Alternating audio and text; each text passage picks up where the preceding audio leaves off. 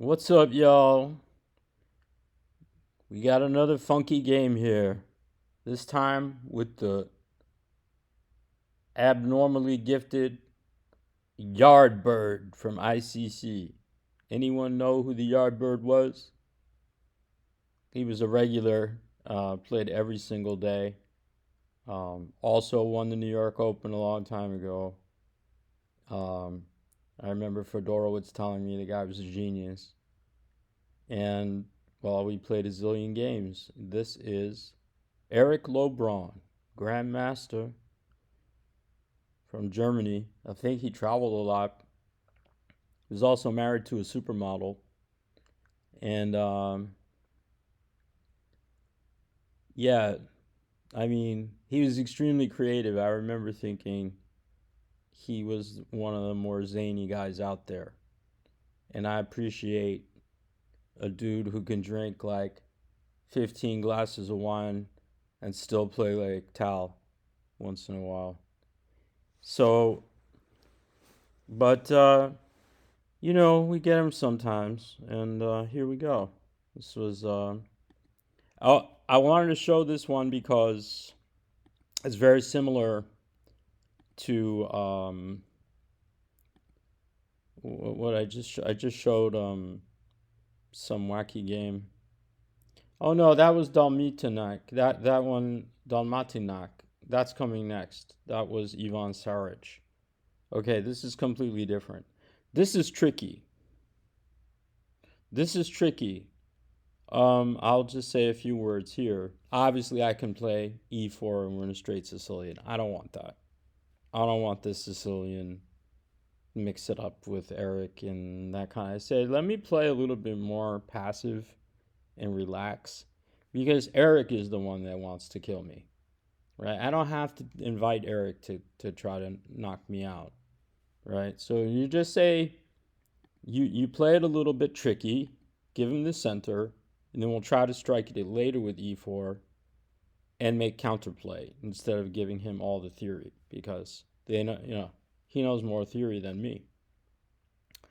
So knight f6 castles, and this is kind of tricky because if they go for e5, it's really not so hot. You go knight b3, and if they go d4, they start getting overextended, right? And you go knight e4, take, and then bishop h3, and you go rook e1, and then you're ready to go e3, and it's kind of an illusion that black is gaining space, but he's really just fracturing his own soul here. So knight c6, very traditional, and then we break it open. Now you see how things are a little bit different. I got him out of theory, and we have a theoretical position anyway. It just turned into something else. It morphed into more of a Tarrasch. So we got this, and now he's got the isolated pawn. All very nice. I think this is a fairly obvious move. And then you should always guard against bishop g4. This is well known to play h3. Kill down, mellow out the light squares and give your king some moves, and maybe you get some bishop jumps. One way the old way was you go bishop e3 and you take on c6 and you go knight a4 and you put a bishop on c5, and that was one of the old ways. It's a little different now because I don't have my pawns still on c2, which might even be a benefit because in some lines you'll see a c4 and then we're isolating the d pawn. It becomes even it's a lonely pawn. Do you see what I'm saying? So it's nice to have the good bishops. I really like white's position here. So h6, this is to avoid bishop g5 and not will have to worry about losing your d pawn at some point. But there's always tactics. It's well known. Bishop f4. Let's develop some pieces. And he went bishop b4.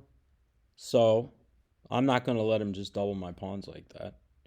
So I think a sensible move, controlling the e4 square a little more, and guarding against the double pawns is fairly obvious. Queen d3, achieving another goal to play rook a d1, which is helping to pressurize the d5 pawn.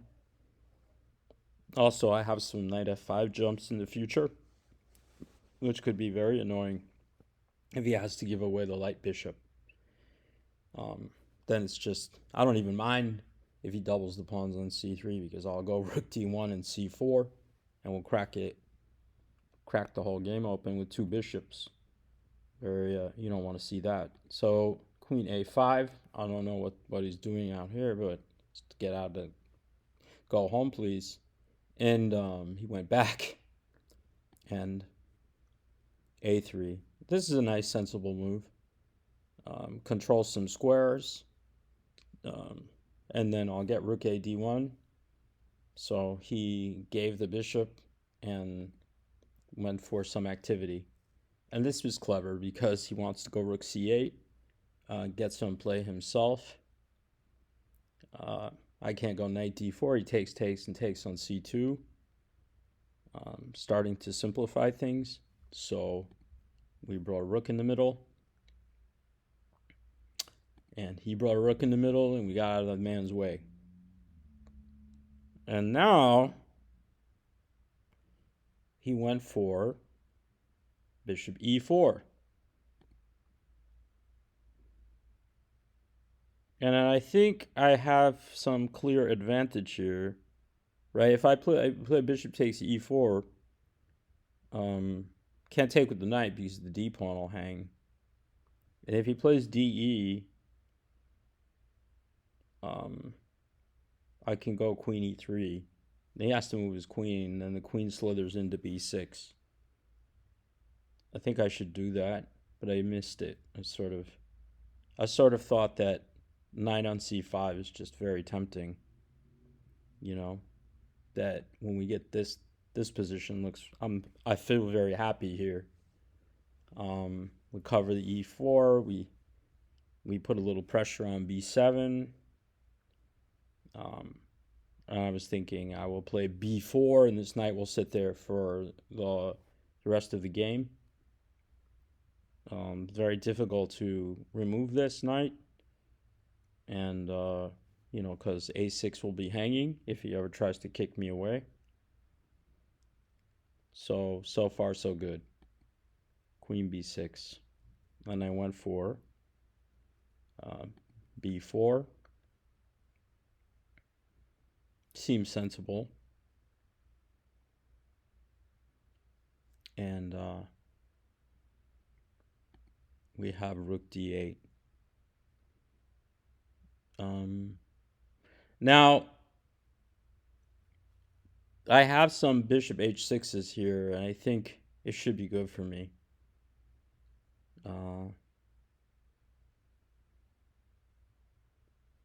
But I didn't calculate everything. Just looking at it now, I'm just taking two pawns, and he goes to h7, and what can I do there? Is there anything? Perhaps I have rook e5. Maybe I missed that. That looks pretty strong because he can't play knight takes rook because queen is hanging on b6. That might have been very good, but I went for simple c3. This may be a miss because I did get it in later. He went here, and now we closed this. We closed it out, and I'm looking at the position. The guy has really no moves. I mean, black doesn't have any moves. What can he do? I couldn't think of anything.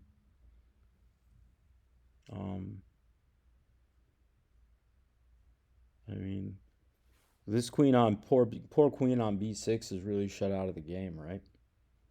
I mean, she's really out of the game. d3 doesn't. I mean, d3 is what you might like to play, but I mean, it's kind of just hanging. And maybe I could even go bishop h6 anyway. I mean, there's nothing in it. So you went queen here, and then I finally took it. I might have been able to get away with it earlier, it has more effect now. It's much easier. I didn't have to calculate anything because I know that now a rook is coming to e4. Before the pawn was on d5, I couldn't bring a rook to e4, so I would have had to see this rook e5 and notice that there was a pin. But now it's very, very straightforward. That the attack is too much. And I got my rook e4 in. And here, I think it's fairly obvious what's happening. F5 was the only move to stop me from going there, and I brought it into e6. Perhaps you can think about other ways.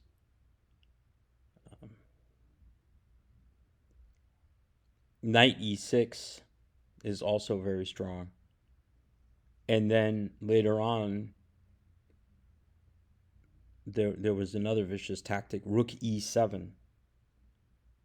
And knight takes e7, knight e6. That's another way. But why bother with the shenanigans when you can just go rook e6 and threaten a straight, rook g6 check. And here, to cover the g7 square, I think he wanted to go rook c7, but he kind of had a mouse slip and went rook d7, and we ate the rook. But had he gone rook c7, it's still rook g6, king h8, knight e6, forking the rooks. And it's pretty much gone. So that was kind of a fun game where you just, relax. Don't give your opponent exactly what they want. Bring all your pieces in the center of the board. Develop everything. And it all works out if you just play by the rules. Okay. That's all I have. Later, y'all.